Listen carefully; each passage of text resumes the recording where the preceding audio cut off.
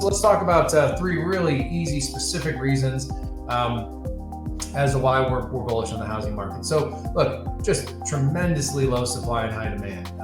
This chart on the left is the house price index from FHFA, and although the forecast is looking at a decline in HPA, not a home price depreciation situation, obviously. A bit less of a rosy picture for 2022, although still, on average, probably 5 to 10% home price appreciation. For 2023, still bumping along, in the 3 to 5% range and all the way through 2024.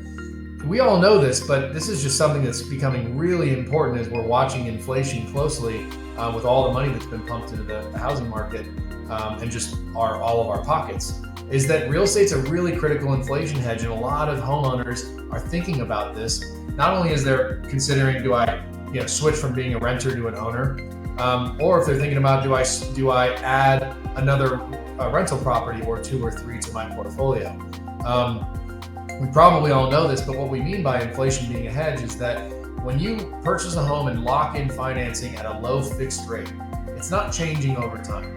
But when inflation is running higher than usual, prices on goods, including the rent rates that are paid by your tenants, are increasing. So you have a fixed cost base, an appreciating or inflating,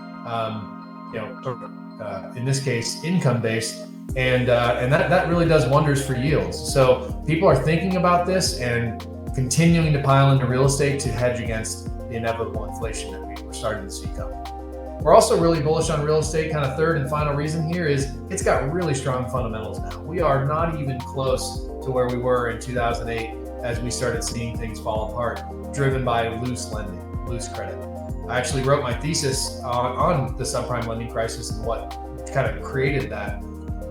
We aren't seeing that at all right now. I mean, the buyers that are getting mortgages have strong FICOs, they have good employment history, and not to mention that a third of all houses have no mortgage at all right now, and another third have locked in the lowest monthly payments that we've seen in decades.